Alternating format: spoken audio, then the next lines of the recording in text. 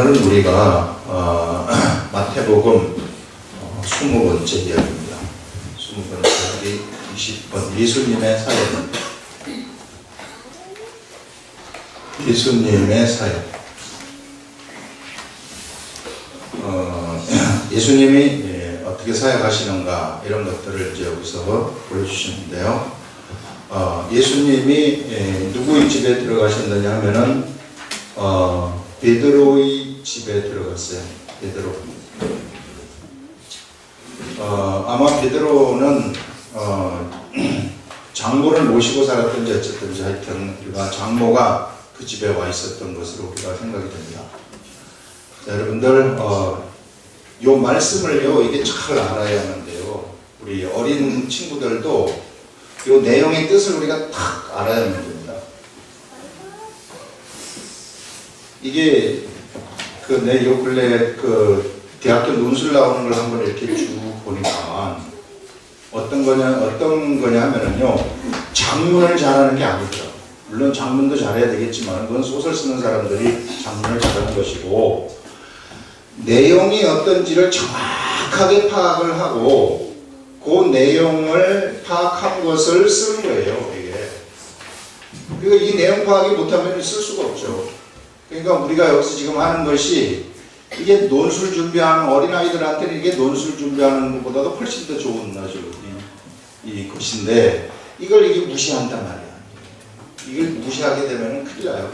그러니까 이게 정말 저는 우리가 여기에서 하는 것은 그냥 말씀 있는 그대로를 보고 그대로를 전달하는 이런 일을 하거든요. 그러니까 우리 어린 친구들도 이것을 정말 한번 잘 보시라는 거예요. 내용이 어떤 것인가 하는 것을 보라는 겁니다.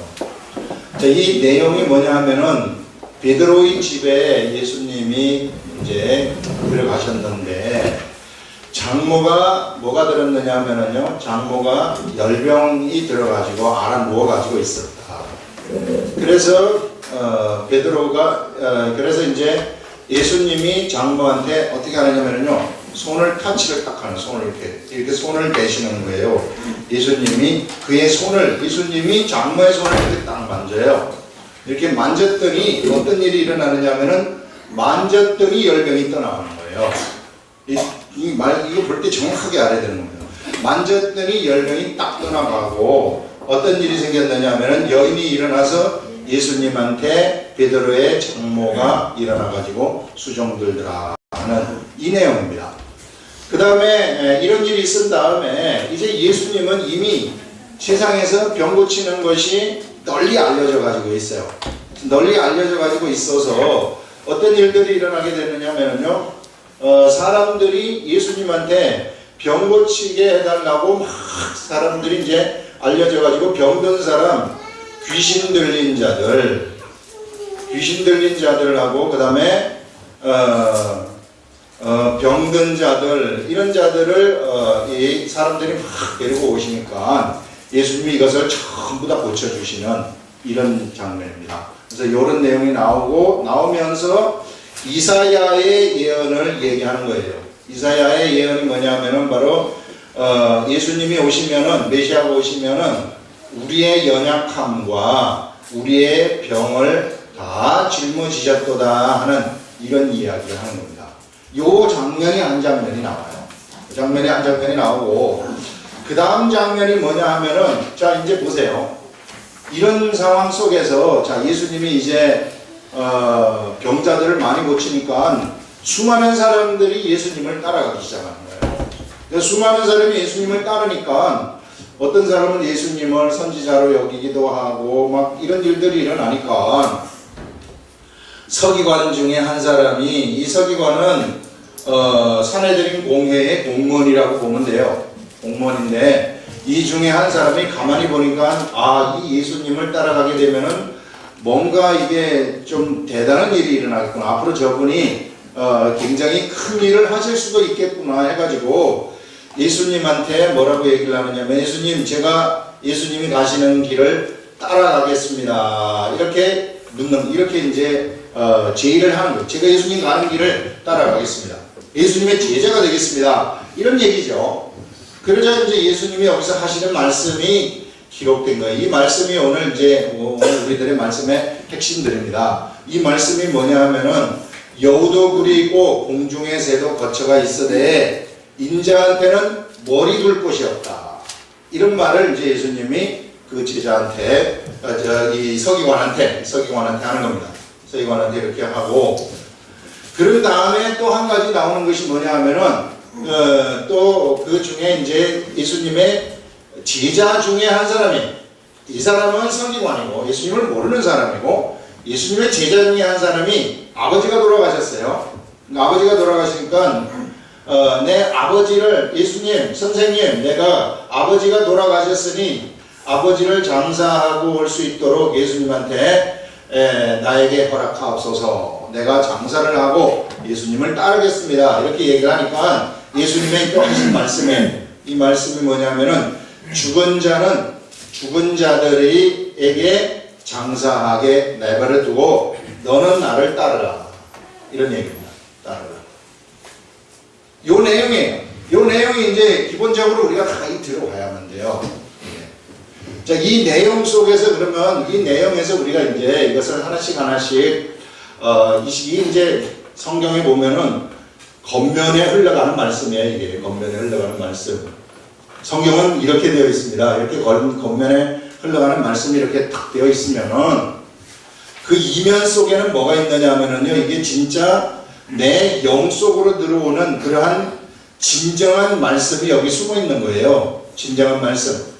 내 영을 탁 쳐가지고 내 영이 이제 힘을 얻어가지고 자동적으로 이것을 행할 수 있는 능력이 딱 생겨날 수 있도록 하는 말씀은 여기에 숨어 있어요. 그러면 겉면의 말씀을 우리가 지금 봤잖아요. 이거 겉면의 말씀을 봤는데, 그러면 요 속에 있는 말씀은 우리는 어떻게 찍어낼 수 있는가? 그것은 우리들이요 계속 묵상을 하든지 이 말씀을 계속 읽어보는 게, 한 번 읽어보고 두 번 읽어보고 세 번 읽어보고 10번 20번 30번 40번씩 읽어보면은 이 속에 있는 말씀들이 이게 드러난다는 거예요. 그래서 지금 제가 여러분들한테 전달하는 것은 이 속에 있는 말씀들, 그렇게 해가지고 나온 이 말씀들을 전달하는 거예요. 그러니까 그것을 파악을 할 줄 알아야 된다는 것입니다. 그러면은 이 영의 말씀, 이 말씀이 이게 선포되지 않습니까? 이렇게 이제 나가지 않습니까? 나가면은 이게 사람들의 영 속으로 들어가요. 이게 사람들의 영 속으로 딱 들어가게 되면은 이 영에서 어떤 일이 일어나게 되느냐면요, 이 영에서 또 그에게서 주는 새로운 말씀들이 막 쏟아나게 되는 거예요. 이게 그 희한한 일들이 우리들한테서 일어나게 된다는 겁니다. 그래서 말하자면은 하나님의 말씀이라는 것은 본래 이 영이 충만한 데에서 하나님이 깨닫게 해주시는 거거든요. 깨달은 말씀을 사람들 앞에서 전달하게 되면은 그 사람들이 영이 깨어나는 거예요. 그 영이 깨어나면서 이게 밖으로 쫙 무엇을 쏟아내느냐 하면은 말씀을 쏟아내게 되는 겁니다. 말씀을. 그래서 말씀을 쏟아내게 되면은 밖에 있는 사람들이 또 그것을 듣고 그 영이 또 깨어나게 돼가지고 말씀을 또 쏟아내게 되는 이런 일들이 일어나는 거예요.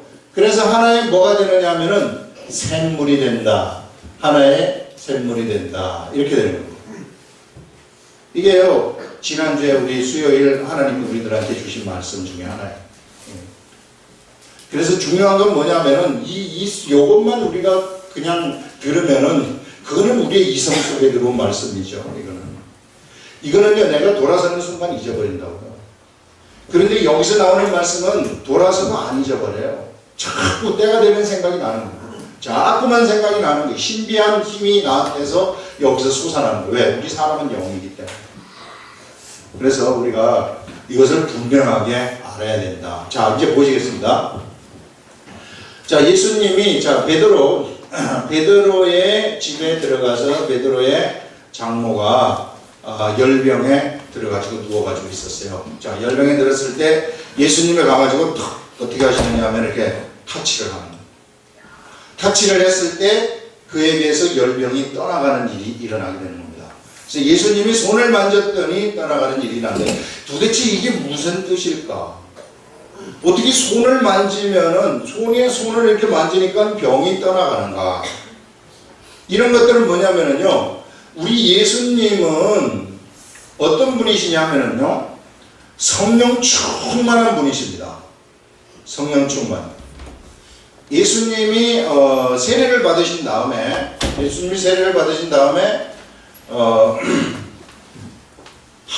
물속에서부터 예수님이 나오실 때 하늘로부터 뭐가 임하느냐면요, 비둘기 같은 성령이 임하는 거예요. 그때부터 예수님은 공적 생애, 공생애를 시작하시는 것입니다. 그래서 이때부터 예수님은 성령 충만한 삶을 공적 생애에서 쫙 살아가시는 거예요. 이 성령 충만한 삶을 사신다는 것은 뭐냐면은, 예수님은 성령님이 인도하시는 것을 그대로 말씀을 받으시고 그것을 그대로 순종하는 삶을 사신다 하는 것을 우리가 알 수 있는 거예요. 성령 충만한 삶이라는 것은 뭐냐면은, 하나님이 주시는 음성을 듣고 그것을 내 생각대로 하는 것이 아니라 그대로 전달하는 이런 삶을 사는 거예요. 보세요. 본래 사람은 뭐냐 하면은, 사람은 육이라고 생각하시면 안 되고 영입니다. 영. 그래서요, 영이 살지 않으면은 사실상 이 사람은 산 사람이라고 볼 수 없어요. 하나님의 관점에서는 절대 살았다고 얘기를 하지 않습니다. 그래서 이 영이라는 것인데, 이 영이라는 것은 뭐냐면요, 하나님의 말씀이 그에게 가득할 때 이 영이 가장 활동적인 거예요. 이게 막 충만하게 되는 겁니다. 그래서 영이 충만하게 되면 이 영이 밖으로 막 뛰어나오는 거예요. 이게. 그래서 뭐까지 충만하게 되냐면은, 이 영이, 우리가 예수 그리스도를 믿으면 성령님이 우리들한테 들어오셔가지고 우리의 영하고 성령님의 영이 함께 교제를 하면서 영이 충만하게 되는 거거든요. 그렇게 되면서 성령님이 우리들한테 생각을 막 가져다 주세요. 그러면 생각대로 우리 육체가 막 움직이는 거예요. 이렇게 움직이게 되면은 어떤 일이 일어나게 되느냐면은, 우리의 육체가 거룩해집니다. 거룩해집니다. 우리 육체까지 거룩해지는 거예요. 우리 육체까지 거룩해지기 때문에 이렇게 탁 터치를 하잖아요. 그래서 막 말씀을 계속해서 전하고 복음을 전하고 막 이러면요, 육체가 이렇게 탁 터치를 하게 되면은 여기 거룩함이라는 것이 이 능력이 이렇게 확 빠져나가는 거예요. 이게. 그러면 옆에 있는 사람들이 부정해가지고 무슨 병이 걸렸다거나 뭐 잘못된 것이 있다거나 이럴 것 하면은 그것이 그냥 달아나버리는 거예요. 속에 무슨 좀 맥힌 우울함이라든지 좀 안 좋은 일이 있다거나 이런 것들이 그냥 확 달아나는 이런 일들이 일어나는 겁니다. 이거는 그것뿐만이 아니에요. 우리 속에 손수건 있잖아요. 우리 속에 손수건 같은 게 있다 할지라도 내가 이 손수건을 여기다가 킵을 하고 말씀을 막 전하면서 하나님 말씀대로 우리가 딱 살지 않아요? 그러면은 여기 내가 가지고 있는 손수건까지도 이게 거룩한 문에 있는 거예요. 이게. 그래가지고 손수건 갖다가 병든 자한테 갖다가 쏙 대면은 그냥 병이 나서버리는 이런 일들이 일어납니다. 이게 사도 바울이 예전에 했던 거 아닙니까? 사도 바울은 그냥 앞치마라든지 손수건도 그냥 갖다 놔도 그 자리에서 나서버리는 역사가 일어난다. 자, 이런 것들이 뭐냐 하면은 바로 성령 충만이라는 거예요. 그러면 우리들의 문제는 뭐냐 하면, 예수님은 이렇게 했으면은 우리는 어떤가? 우리 자신을 볼 때 우리도 예수 그리스도를 믿게 되면은요, 예수님한테 임하신 성령님과 똑같은 성령님이 우리들한테 임하게 되는 겁니다. 우리들한테 성령님이 똑같이 임하게 되면은, 성령님이 임하셨을 때 우리가 성령님이 시키는 대로 우리가 그대로 순종하면서 행하면은요, 그러면 우리도 거룩하게 되어진다는 거예요. 이게 목사님만 그렇게 되고 무슨 장로님만 권사님만 그렇게 되는 거 아닙니까? 천만의 말씀. 누구든지 예수 그리스도를 믿으면 똑같이 이렇게 되는 거예요. 이게 성경은 사실상 장로나 평신도나 구분하지 않습니다. 진짜 구분하지. 목사 구분하지. 목사는요, 이후에 생긴 거예요. 이후에. 이게 언제 생긴, 이게 종교개혁 이후에 생겨난 이 목사라는 직분이, 이게 칼빈의 이 스위스 종교개혁을 이끌었던 사람이 쯔빙글리인데, 쯔빙글리 이후에 칼빈이 이 스위스로 들어가게 되면서 칼빈이 그 제도를 만들면서 이 목사라는 제도를 만든 거예요. 그렇기 때문에 우리 목사님만 거룩하시고 우리는 절대 그렇지 않아요. 여러분들도 뭘 해야 되느냐 하면요, 평신도 목회를 반드시 해야만 돼요. 목사가 만약에 이게 목회 비리하게 할 것 같으면은 정말 말씀 제대로 못 전하고 이럴 것 같으면은요, 아무것도 아닙니다, 이게. 사실상 평신도 목회하는 거 훨씬 더 가치가 있는 거죠. 그래서, 이 분명하게 알아야 될 것이 누구한테든지 다 이게 이런 일들이 다 일어날 수 있어요. 중요한 것은 성령님이 나한테 이제 들어오셔가지고 내가 성령 충만함을 받는 길인데, 성령 충만함을 받는 길은 뭐냐면은 나한테 육의 생각이 있어요. 사람은 예수 그리스도를 믿더라도 육의 생각이라는 것이 있습니다. 내 본능적으로 내가 원하는 것이 있어요. 예를 들어서 내 이 중심이, 삶의 중심이 돈 버는 쪽에 삶의 중심이 가 있다. 내 삶의 중심이 권력을 막 추구하는 쪽에 삶의 중심이 가 있다. 아니면은 또 내 삶의 중심이 명예를 막 추구하는 쪽으로 이런 것들이 가 있다. 이럴 것 같으면은 내 속에 성령님이 들어오셔도 우리 성령님은 어떤 분이시냐면은 완벽한 신사이십니다. 완벽한 신사이시기 때문에 사람들의 의지를 절대 꺾지 않아요. 귀신들은 달라요. 귀신들은 우리 몸속에 사람 귀신이 딱 들어오게 되면은 사람들의 의지를 꺾어버립니다. 너 산으로 올라가. 산으로 안 올라가면 지금부터 아프다. 그러면 아픈 거예요. 신내림을 받는 사람들은 죽으라고 아파요. 산에 올라가야만 뭔가 해야만 안 아픈 거야, 이게.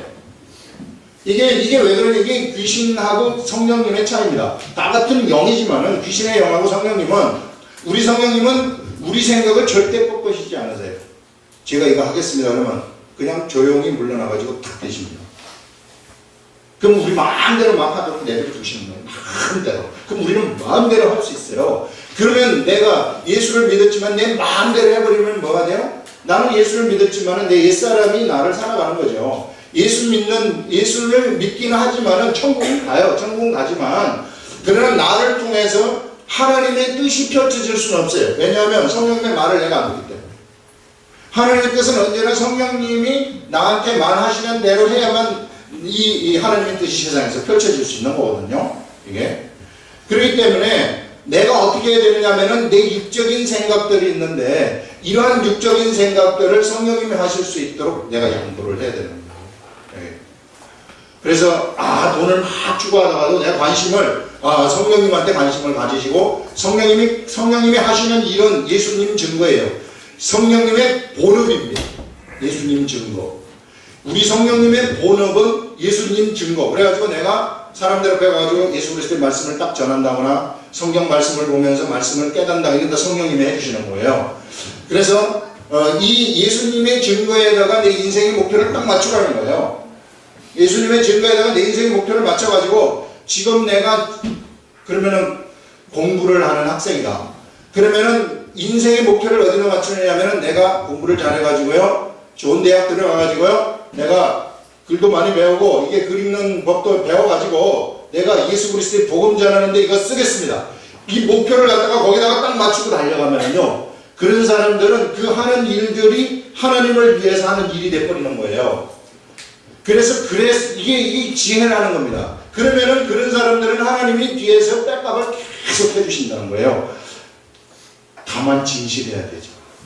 그 목표를 맞춰가지고 진짜 그 목표에 도달했는데 딴짓하고 막 이제 됐으니까 이제 주님 잠깐 비켜나세요. 내가 이제 내 마음대로 합니다. 이제 이렇게 되면은 그러면 안 되는 거라고. 예. 그러니까 진실하고는 정말로 맞추고 그거는 우리 하나님이 잘 알아요. 예. 그래가지고 정말 이 길로 달려가게 되면은 어떤 일이 일어나게 되느냐면은요, 나의 육체가 사실상 나는 예수 그리스도를 믿는 사람으로서 내 육적인 생각으로 내가 삶을 살아가는 것이 아닙니다. 그 나라는 사람은 그때 어떻게 되는 것이냐면은요, 나의 육체는 의의 병기가 되는 거예요. 굉장히 무서운 거룩함이 나한테 일어나게 되는 거죠. 예, 나한테 거룩함이 있기 때문에 막 말씀 전하거나 막 이런 걸 목표로 해가지고 달려가는 사람들은, 그래서 옆에 있는 사람들은 우리 같이 손잡고 기도합시다. 손을 이렇게 딱 잡으면은 이게 전달이 된다니까요. 마치 뭐와 같으냐면은요, 전기 코드 꼽는 것과 같아요. 코드 꼽는 것처럼 이게 진짜로 그래요. 한번 해보세요. 여러분들 아픈 사람들 있으면은 가가지고 진짜 해보시라니까요. 이렇게 탁 하면은 손 잡고 하는 거하고 안 잡고 하는 거하고 틀려요. 손을 딱 잡고 하면은 탁 통한다니까. 이런 것들이. 그게 우리는 사람은 육체가 아니라 영이라는 거예요. 영. 이걸 절대 잊어버리면 안 돼요. 사람은 영이다. 육체면은요 밥을 먹고 살아야만 돼요. 그래서 막 밥을 먹고 살고 밥 먹고 살기 위해서 돈을 벌어야 되는 건 돈 벌고 또 우리가 지금 먹고 살고만 버는 것이 아니라 또 10년, 5년 후에 6년 후에 먹고 살 것도 막 벌어놓잖아요. 이게 실컷 벌어놔야지 또 자식들도 먹고 살게 하죠. 이렇게 해가지고 막 벌어놓는다면 여기에 우리가 정신이 팔려서 살면 우리 육의 사람이라고. 이게 육의 사람입니다. 그러나 내 속에 사람은 육이라고 생각하면 절대 안 되고 사람은 영입니다. 그래서 영이기 때문에 영이 만족될 수 있는 최대의 것은 영을 만족시킬 수 있는 최대의 요소는 뭐냐면은 하나님의 말씀이라는 거예요. 이 말씀. 말씀이 들어가야만이 영이 만족이 됩니다. 영이 만족이 안 되면 항상 배고파요. 언제나 배고픕니다. 인생에 돈을 아무리 많이 벌어보세요. 이게 배가 안 고픈 거 계속 고파요. 벌고 벌어도 계속 고픈 것이 바로 인생이라는 거예요. 그러나 영이 만족이 딱 되면 그때부터 배고픔이 없어져 버리는 겁니다. 삶의 의미가 그때부터 생겨나는 거예요. 그러면서부터 내 속에서 거룩함이 막 사람들한테 전달되는 이런 기가 막힌 가치의 삶을 내가 세상에서 살아가게 된다 하는 것을요 여기서 우리가 이야기를 할 수 있습니다. 그래서 내 자신을 여러분 여기 주보에 보세요. 주보에 뭐라고 썼느냐 하면은 맨 뒤에 오전 요 뒤에 보면은 너희 몸을 하나님이 기뻐하시는 거룩한 산제사로 드리라 하는 말이 딱 있죠. 이게 무슨 얘기냐면은 너희 몸을 하나님이 기뻐하시는 거룩한 산제사. 산제사라는 것은 우리는 제물이라는 거예요. 우리는 제물. 우리가 제물이라는 것은 이미 성전에 하나님 앞에 성전에 우리는 바쳐진 자들이라는 겁니다. 바쳐졌는데 우리가 원래 제물은 죽어있는 것이 제물인데 우리는 바쳐졌는데 살아 움직이잖아요. 그래서 산제물이라고 하는 겁니다. 그래서 이 산제물은 성전에 있기 때문에 거룩한 거예요. 제물이 돼버리면은 산제물은. 그래서 우리가 성전 속에 있기 때문에 거룩한 거예요. 그래서 우리는 거룩한 것이고 이 거룩함을 사람들한테 이렇게 손 잡으면 전달이 되는 것입니다. 그리고 우리는 제물이기 때문에 우리가 하나님 앞에 이미 바쳐진 것이기 때문에 이것이 우리의 것이 아닙니다. 더 이상 내 것이라고 주장하면 안 돼요. 내가 예수 그리스도를 믿는 내가 이거 내 것이니 내 맘대로 하겠습니다 이렇게 생각하면은요 그것은 성경적이 아닙니다. 성경 그렇게 얘기하고 있잖아요. 성경에서는 뭘 얘기를 하느냐면은 나는 제물이라고 얘기를 하는 거예요. 이거를 어느 때마다 확인하느냐면은 이것이 나는 산 제물이다 하는 것이요. 그것을 자꾸만 확인하는 것이 예배라는 거예요. 우리가 드릴 영적 예배라는 것은 뭐냐 하면은 내가 산 제물이라는 것을 자꾸만 확인하는 거예요. 내가 가가지고 내 마음대로 살았는데 예배 딱 하나님 앞에 예배 딱 드릴 때는 내가 산 제물이구나.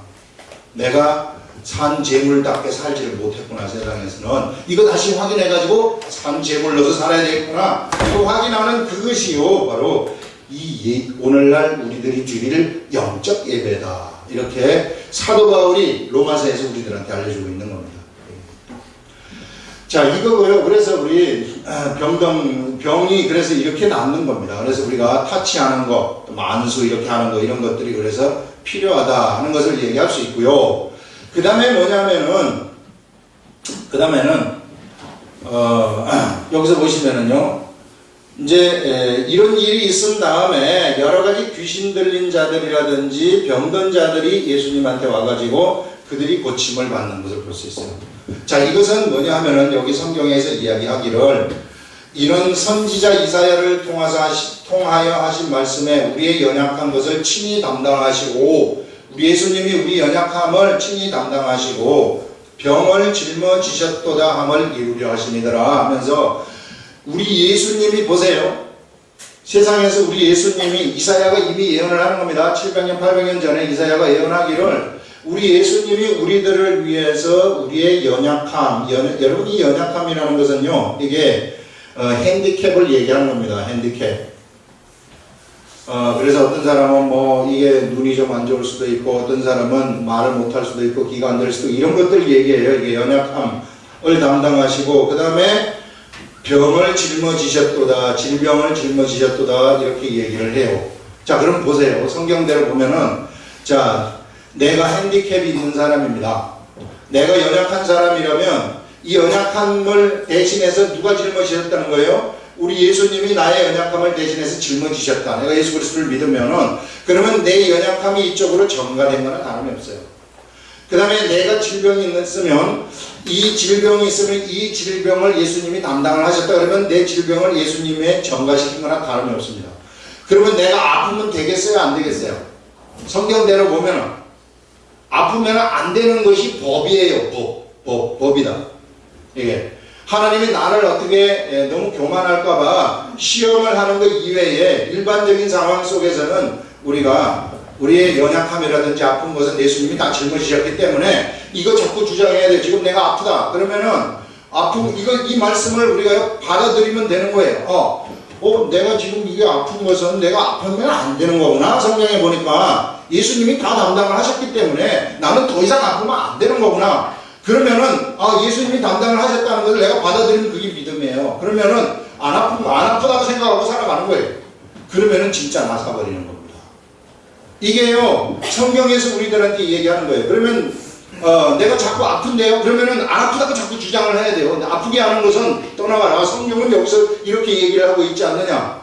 악한 것들아 나를 네가 아프게 하느냐. 성경의 법은 우리 예수님이 내 질병을 다 갖고 가셨다. 그러니 너는 나는 나에게서 질병은 떠나가라. 아파서는 안 된다. 이렇게 주장을 하는 겁니다. 그렇게 주장해가지고 그 생각의 구조를 가지고 살아가게 되면은요, 며칠 믿음을 행하는 거거든요. 내가 며칠 믿음을 딱 행하게 되면은, 그러면은 그냥 그 질병은 없어져 버리는 거예요. 이게 성경에서 얘기하는 병에 관한 이 가르침입니다. 진짜 이렇게 된다는 거예요. 진짜 이런 일이. 자, 이런 일이 있었고, 그 다음에 여기 서기관이 하나 또 오는 거예요. 예수님이 사람들한테 예수님 많이 가니까 많은 사람들이 따르면은 예수님이 새로운 나라를 건설하려는가 보다. 이때는 식민지 아닙니까? 식민지니까 우리 예수님이 로마로부터 우리를 독립시키실 분인가 보다. 그래서 인기가 있어요. 그래가지고 서기관 중에 하나가 좀 영특하지 않겠어요? 내가 저 사람 따라가면 좀 남는 게 있겠다 이렇게 생각하지 않았겠습니까? 아니면 다른 목적으로 따라가든지. 그러자 여기서 이 얘기를 하는 거예요. 그 다음에 얘기하는 것이 뭐냐면은 예수님 제가 어디를 가시든지 제가 따라가겠습니다. 저를 제자 삼아 주시옵소서 이렇게 요청하는 거예요. 그러니까 예수님이 뭐라고 얘기를 하느냐면은 공중에 새도 거처가 있고 그 다음에 또 여우도 굴이 있고 공중에 새도 거처가 있다. 그건 무슨 얘기예요? 여우가 굴이 있다는 거. 여우가 굴이 있다는 것은 그가 살 집이 있다는 얘기죠. 공중에 새도 거처가 있다. 그건 뭐냐면은 세상에서 그가 편안하게 누리고 살 보금자리가 있다는 거예요. 보금자리가.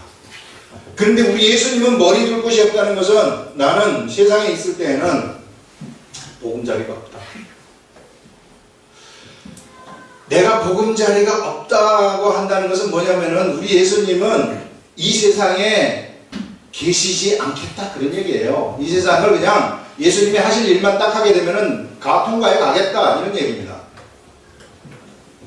세상 사람들은 뭘 생각을 하느냐 하면은 세상에서의 출세를 생각하고요. 세상에서의 권력을 생각해요. 이 서기관만 하더라도 예수님을 따라가는 목적이 정말 순수한 목적에서 따라가려고 했겠는가? 이건 우리가 한번 생각을 해봐야 됩니다. 그 사람의 생각은 우리가 모르지만은 어쨌든 예수님을 따른다고 할 때 갑자기 서기관이었던 사람이 예수님을 따르겠다고 하겠어요. 예수님은 제자를 선택했을 때 예수님이 보고 먼저 선택하거든요. 근데 이 사람은 자기가 먼저 따르려고 하니까 그런 사람에 대해서는 어떻게 이야기를 하느냐 하면은 그러면은 네가 내가 보금자리도 없고 나 세상 통과해 가려고 하는데 그래도 나를 따르겠느냐 이렇게 지금 반문하는 거예요.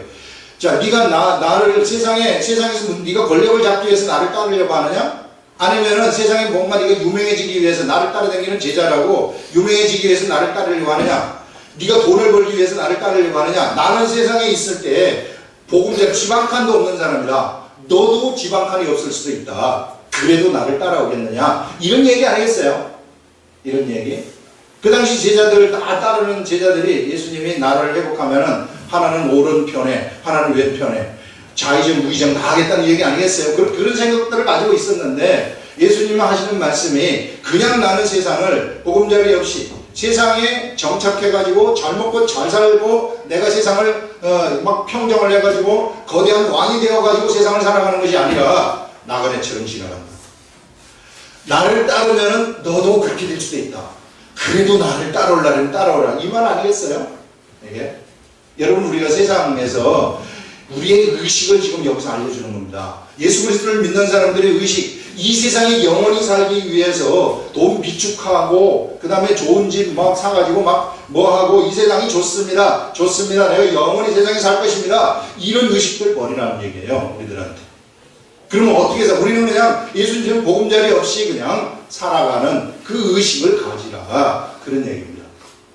그래서 이게 예수님을 처음 만나게 예수님을 내가 따르겠습니다 하는 서기관한테 하는 얘기예요. 이게 서기관한테 나를 따라오게 되면은 너가 지금 있는 집까지 없어질 수도 있고 이 유리하는 삶을 살아갈 수도 있는데 그래도 나를 따르겠느냐 이렇게 얘기를 하는 거죠.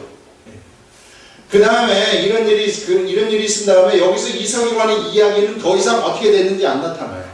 그런 다음에 또 다른 하나의 이야기가 뭐냐면은 이제 제자가 아버지가 돌아가셨어요. 선생님, 우리 아버지가 돌아가셨는데 장사 좀 하면 안 되겠습니까? 그러니까 여기서 예수님이 뭐라고 얘기하냐면 이 사람한테는 이런 여우도 굴이 있고 공중에서 거처가 있으되 이런 말을 하셨던 예수님이 이미 제자가 되어서 예수님을 따르고 있는 자예요. 이 사람은 따르려고 하는 자이고요. 따르려고 하는 자한테는 무슨 말씀을 하느냐면은 네가 굶을 수도 있다. 그래서 나를 따르겠느냐? 네가 세상에서 어떤 무슨 의식을 가지고 살아야 되느냐 하면은 그냥 지나가던 의식을 가지고 살아라. 이렇게 얘기하는데 제자한테 이미 따르고 있는 제자한테는 또 다른 대답을 주시는 것입니다. 대답이 뭐냐면은 지금 우리 부모님 장사해야 되는데요. 장사하고 따르면 안 되겠습니까? 그러니까 죽은 자는 죽은 자에게 장사하게 내버려두고 너는 나를 따르라. 이렇게 얘기해요. 여기서 죽은 자라는 것은 뭐냐면은요. 누구냐? 죽은 자라는 것은 자기 아버지를 얘기하는 거죠. 그럼 죽은 자들은 뭐냐면 동네 사람들 얘기하는 거예요. 우리 예수님은 세상의 사람들 중에 영이 살아나지 않는 사람을 절대 산자로 보지 않습니다. 그래서 사람은 뭐라고 얘기를 하느냐면요. 사람은 육이 살았다고 해서 산 것이 아니라 진짜 영이 살았을 때 그 사람은 산자로 하나님은 보신다는 거예요. 그래서 우리가 영이 살아있으면은 우리의 영이 살아있는 것은 바로 하나님의 말씀이 그에게 있다는 얘기입니다. 예수 그리스도를 믿는다는 얘기죠. 그래서 예수 그리스도를 믿게 되면 영이 살아나는데 이런 사람들을 진짜 산자로 우리 주님은 보시는 것이구나. 왜 그냥 이게 살아있지 않는 자를 왜 산자로 보지 않느냐면요. 시간 타임을 딱 집어넣으면 알아요. 우리 120년, 오래 살면 120년 사는데 120년 사는 것을 어떻게 우리가 산다고 얘기할 수 있겠는가. 우리 예수님, 우리 하나님한테는 영원한 삶인데 여러분, 여러 수억만 년 중에 120년은 이거는 연도에 들어가지도 않습니다. 연도로 취급이 될 수도 없는 거예요, 이게 우리 인생은. 근데 막 여기서 어떻게 좀 잘하려고 막 지지고 먹고 살고 막 이렇게 하는데 우리 하나님의 생명은 영겁이에요, 이게. 우리 하나님의 생명이라는 것은 영원입니다. 영원의 생명에서 유한한 이 시간, 이건 아무것도 아니라는 거예요. 그러니까 우리가 사람들이 자꾸 자기중심적으로 생각하니까 하나님을 갖다가 자꾸 자기한테 끌어 맞추려고 하니까 이게 핀트가 안 맞는 거예요. 그래서 우리 사람은 영이라고 생각하고 이 영인 살아있는 자가 진정하게 살아있는 자지 영이 죽어있는 자는 산자라고 보지 않는다는 거. 여러분, 우리들은 영입니다. 이 영이라는 것은 절대 음식물 먹는 이거에 의해서 살 수 있는 것이 아니라 언제나 하나님 말씀에 의해서 우리가 살아가는 거예요. 그래서 우리 하나님 말씀에 이렇게 탁 차 있으면은요, 속에서부터 막 힘이 막 솟아나게 되는 것이고요. 영이 그때부터 막 활동적이 되는 겁니다. 영이 활동적이 되면은 우리 속에요, 근심, 걱정, 우울증, 뭐 이런 것들 다 없어져 버리는 거예요. 예. 질병 있는 것들도 막 없어져 버리는 거예요. 믿음이 그냥 그대로 나타나기 때문에. 그래서 우리가 말씀으로 살아가는 거예요. 그래서 예수님이 사람이 떡으로만 살 것이 아니요 하나님의 입술로부터 나오는 말씀으로 산다는 이야기예요.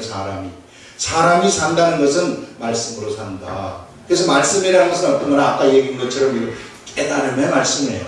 깨달음의 말씀. 깨달음의 말씀, 우리들 영이라는 것은 이게 영이 여러분들 깨어가지고요, 지혜와 지식이 충만하게 되면은 어떤 일이 일어나게 되느냐면요, 여기 속에서부터 새로운 생각들을 그냥 팍팍 주셔요. 희한합니다. 이게 모든 직업군에서 지식의 보드라인이 있어요. 한계 라인. 지식의 한계 라인은 지금까지 나온 지식들이에요. 그 한계 라인에서 일하는 사람들이 학자들이에요. 한계 라인에서 일하는 사람들이 전문가들입니다. 예를 들어서 디자이너다. 그럼 디자이너의 한계 라인에 서 있는 사람들은 최첨단 디자인, 아직까지 아무도 만들어보지 못했던 디자인을 만드는 사람들, 이런 사람들이 그 라인들에 딱 서 있거든요. 이런 사람들한테는 지금까지 배웠던 지식이 필요한 것이 아닙니다.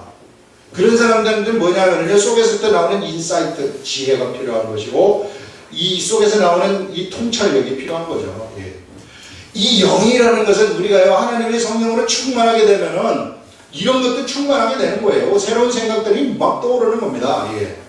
그래서 우리 하나님은 꼭 하나님의 말씀만 우리들한테 떠오르게 하는 것이 아니라 우리들의 직업군에서 최고의 생각들, 최고의 지혜들도 다 떠오르게 하시는 분이 우리 하나님이시라고요. 왜냐하면 우리 하나님은 지식의 하나님이시기 때문에, 우리 하나님은요, 기계공학에 대해서도 최고고요, 생물학에 대해서도 최고고요, 화학에 대해서도 최고예요. 여러분 유전자 한번 보세요. 유전 정보, DNA 정보, 이런 정보 여러 수십억 개 이런 것들이 되는데, 이거 다 설계하신 분이 누구냐면, 설계하셔가지고 우리를 만드신 분이 우리 하나님이시라고요. 예. 그렇기 때문에 그런 지혜들, 지식들을 우리 하나님이 다 갖고 계신다. 어느 때 이것이 발휘되는가? 우리 하나님의 코드하고 우리가 어느 때 맞출 수 있느냐면은 우리의 영이 충만할 때, 성령님이, 우리가 성령이 충만해가지고 막 지혜가 폭발적으로 막 우러날 겁니다. 성령이 충만하면은요, 어떠한 세상에서 우리가 배울 지식들을 다 배우잖아요. 그럼 성령이 충만하면은 딱 보게 되면은 이거 어떻게 만들까 하는 것이 그냥 그저 저절로 떠올라요. 그럼 맞으면 자자자자 딱 돼버리는 겁니다. 새로운 생각. 하나님의 지식의 세계가 이렇게 아주 기가 막힌 것이 있다.